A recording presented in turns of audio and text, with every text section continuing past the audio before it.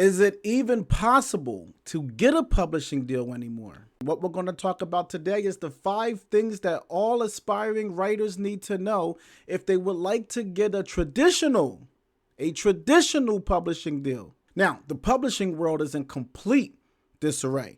I could list 100 things that you probably want to know as an aspiring writer, but for the purpose of this video, I'm going to stick to the key 5 that I find to be important. You can talk to any agent or editor or anybody that's in, I'd say, any big 20 publishing house, and they will tell you that publishing is moving more and more and more into celebrity publishing. And in my opinion, the publishing world is going to completely shift at some point. The traditional model is going to be an avenue where people with large social media followings and large celebrity footprints, that's where they will go to publish their books.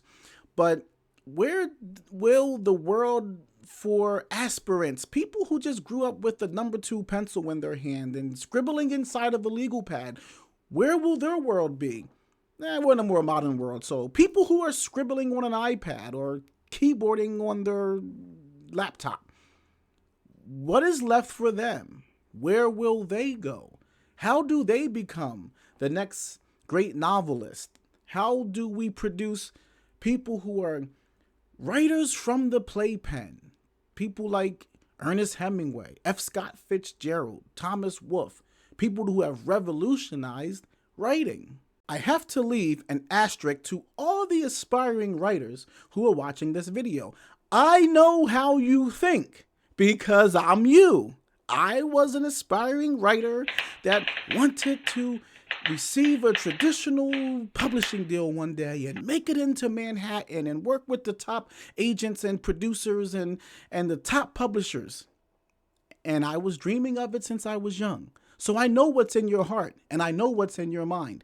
But I have to tell you, I have met many aspiring writers. And what I can tell you is the way you feel inside is not unique just to you. Just because you feel it, I know it's coming, doesn't mean it's coming. The reality of the pathway into Manhattan is going to be work that you have never imagined, and it's not going to come just because you feel it deep in your heart and you are so in love with your words. And if you really feel that way, Manhattan isn't the place for you. But we won't talk about that right now because the young, aspiring writers have no idea what it's like when you deal with a real editor, with real producers, with real publishing people that understand the book business. And while you're so in love and married to your words, when you get in business with book producers and publishers, they are going to take your words and crumble them up and tear them up and cross them out and change them to make them fit the market. And you're going to hurt as a writer. So understand right now, what you're dreaming of doesn't even exist. I found that out the hard way. Now, I'll stop belaboring the point and I'm going to get to the reason that you're actually here. You are here to find out 5 things that you need to do or stop doing or begin doing to get yourself into Manhattan publishing, the mecca of book publishing, where all the great publishing houses are at in the world. Number 1, find a unique subject. As a new writer, you have so many obstacles that are going to be placed in front of you that you are substantially increasing your chances at rejection by coming in with a manuscript that is very similar to other subjects that are in vogue in the market. So think about it like this. How is an agent, a publisher, an editor thinking? You, an unknown person that is not tested in the market in any way whatsoever, you come in with the manuscript that is the same as everything else that they have in the market. What do they need from you? Would it not make sense for them to think, I'll just use this bucket of cash and use it on my already tested writers that have market viability? Number 2, spend money, invest in yourself. Do not expect for somebody to come in and invest in you if you're afraid to invest in yourself. You don't believe in yourself. If you don't spend your money on yourself, that's a key indicator to most people. You will break the bank for what you believe in. And you're telling someone that they shouldn't believe in you if you're asking them to foot the bill on what you could foot for yourself. The worst thing that you can do is submit a treatment or a manuscript to an editor or an agent that looks like shit. Spend the money to put a professional presentation together. Go get a photo shoot. Put together a proper layout. Organize everything in the portfolio. Present yourself the best that you can, because understand that you are walking into a 99% failure rate. Number 3, now this is going to be controversial. Self-publishing is a scam. Take it from me. I self-published 3 books. Now, self-publishers are very good with their marketing. They tell you you can control your design. You have full creative control over the book. You can control your pricing. You own the rights. That's a really big one. You own the rights to nothing.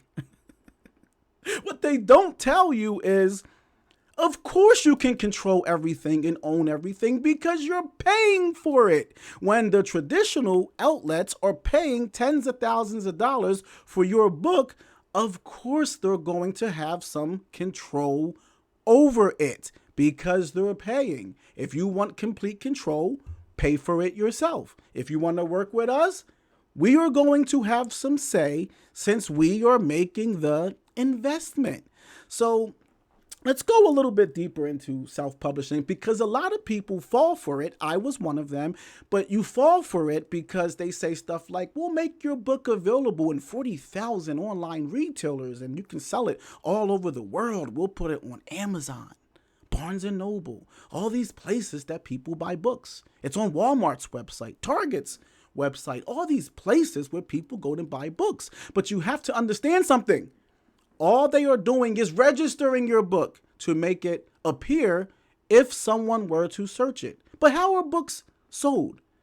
Books are sold through product placement on the shelves being available to the consumer. So if you go to an airport, let's say, a lot of books do sell in airports. So go to the airport and go to the book section at an airport and open the book up and look at the publisher, and you will see that almost all the books that are on shelves in airports are various imprints from major publishers. Go into the bookstores, look at all the books that have prime real estate, prime placement, all the books that are facing the glass, most of the books on the shelves.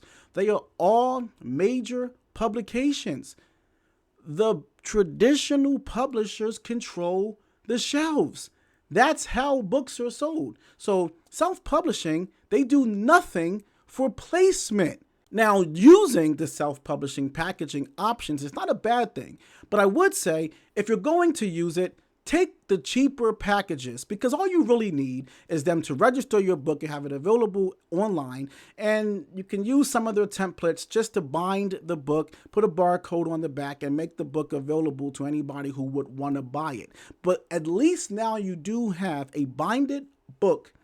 Hopefully you edited the book and something to send around to people, and you can keep ordering and reordering copies as needed. That's about the most I've ever received from the self-publishing model. So the moral of the story is don't dump thousands of dollars into a self-published book because let's just say in that infantile chance that you do get a traditional publishing deal, they're not going to keep any of your designs anyway. None of your editing, the book's going to be re-edited, redesigned, and probably even renamed.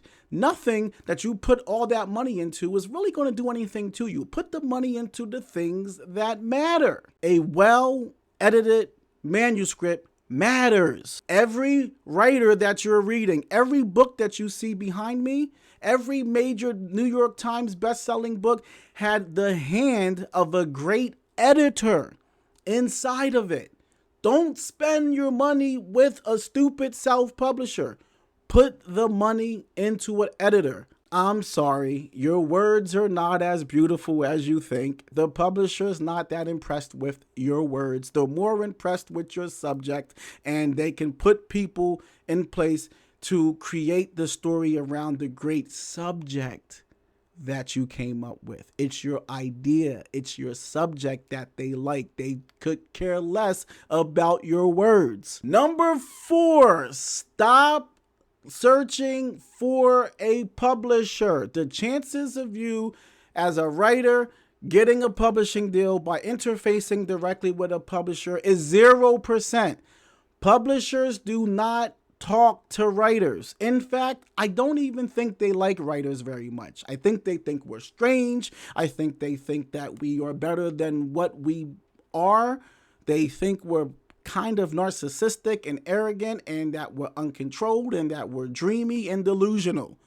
That's why they put a buffer between us and them. Publishers talk to agents. And that brings me to my 5th point. You have to get an agent.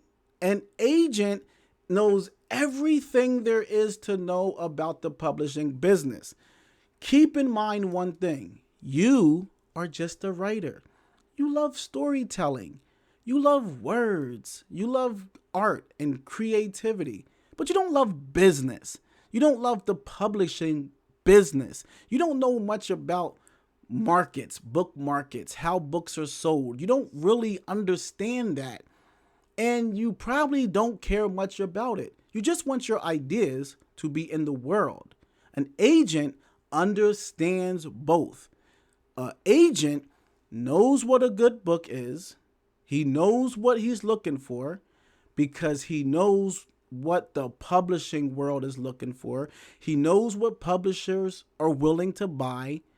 And he knows what you have to do to prepare yourself to have a manuscript or a book treatment that will be attractive to a publisher. There is nothing you will ever do better than getting a good agent.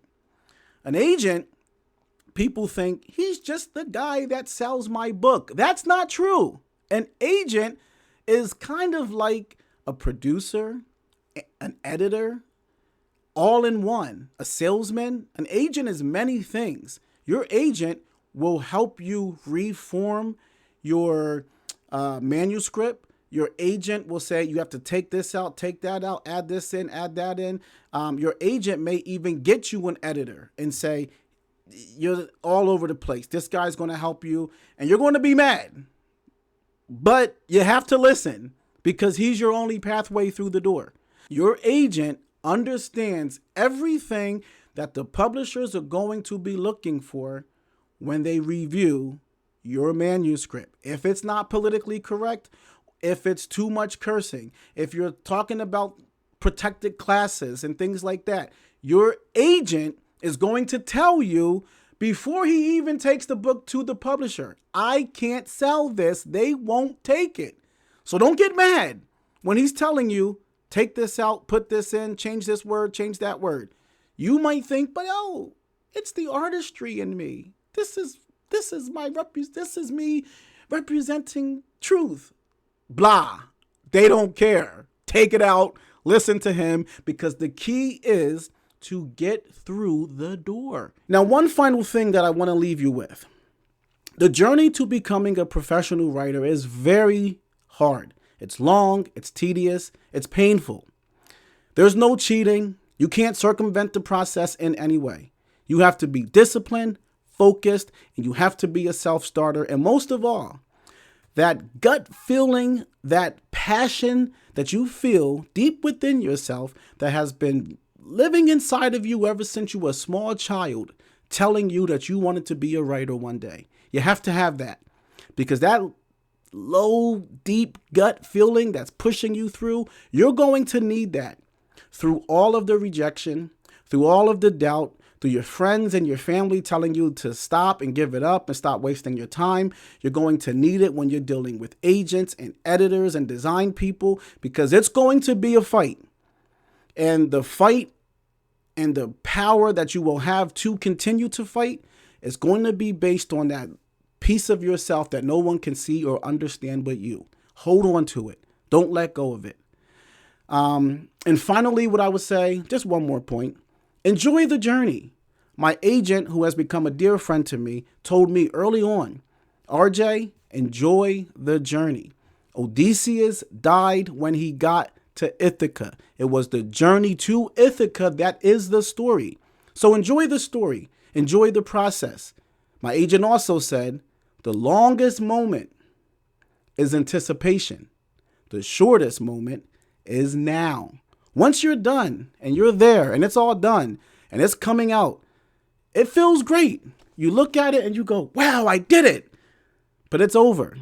But when you reflect on the journey and all the years that you anticipated to get to that moment, it's a proud feeling. The journey is a proud feeling. So go for it. Don't give up on yourself. Believe in yourself when no one else does. And that's all I got. What do you guys think? I'm RJ Roger. I got a great book coming out, The Don. It will be in stores November 26th. It's available now for pre-order. Please support the book. Peace and love, and I'll see you next week.